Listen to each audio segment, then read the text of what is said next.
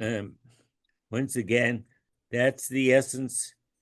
Now, that's a very melodic song that you can hear it once and you could sing it and sing along with it. It's very catchy. Oh, great voice.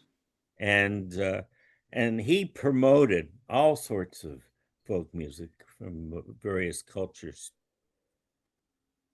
Very, very popular. With folk music, it begs for more voices. The essence of folk music is sitting around a campfire or sitting on your front porch or in your living room or wherever you happen to be, and somebody starts to sing and then everybody joins in. And that's why it's like one of the appearances that Joan Baez made with Jesse Wells. As they're starting to, as they're doing their little duet section, she's wiggling her fingers at the audience, drawing and like, come on, you too. And that's one of the things that I think is so different about folk music, is that it's not just, oh, it makes me want to sing. It's the performers inviting you to be inside it with them. In folk music, Interesting observation. Yeah.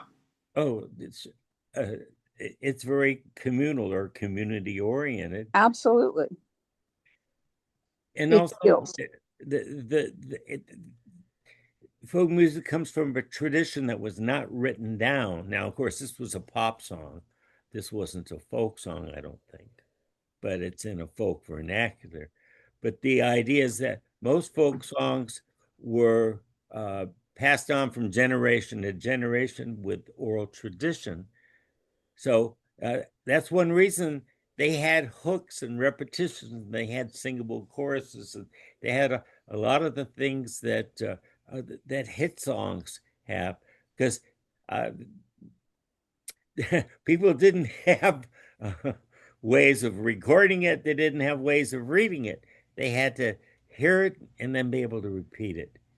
And so in two or three listenings, uh, hopefully a good folk song is retained by the listener. Yeah, because the bards would go from township to township, and they would use the songs. Some of the earliest folk songs were telling the news from the London courts. Yes. And they would set the news to music, basically. And they would come to each little township or little valley and such, and they would tell the news through the songs. Yeah, they were called broadsides. Mm-hmm. And broadside ballads. And this was oral communication. And back in the day, this is how you would find out the news. You'd find out that what happened to Barbara Allen. Yeah. Find out, ballads, like you were talking about Geordie. Geordie, yeah. Yeah.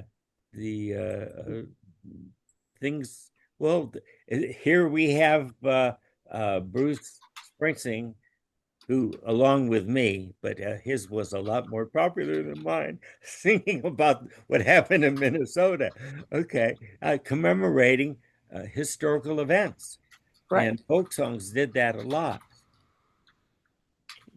The Battle of New Orleans, or you have a lot of those Tex-Mex.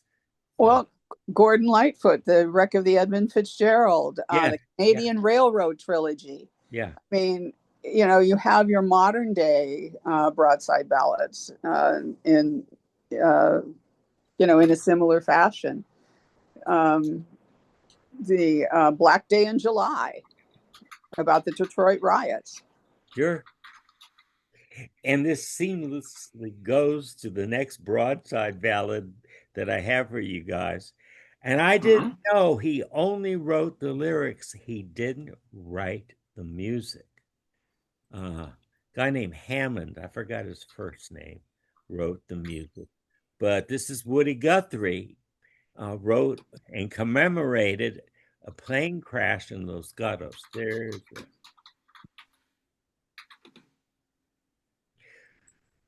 Welcome, Leslie. We're discussing folk music. We're talking about folk songs that commemorate history. And here's the song that commemorated history. And gosh, if no one else records it, I might record it. It belongs on the airways right now. It's Woody Guthrie, who was one of the progenitors of the whole folk music movement and who was mentored of Bob Dylan and a lot of people. And this is on Deeper Tea. He wrote the lyrics. Someone else turned it into music. And so what we're going to listen to, I thought it was him singing. It turns out it's not him, but it's in his style. And then we're going to go to Judy Collins. And Judy Collins also recorded the song. So yeah, the recording that I have heard most is Arlo Guthrie's, his son, yeah. because Woody never recorded it, except there was like a demo that was uncovered about a year ago. And I listened to that, and he hardly sung the song. First of all, he wasn't well. No, he was not.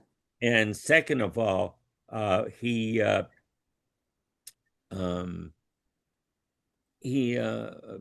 only sang fragments of the song, and it wasn't his melody anyway. He almost spoke it rather than sung it.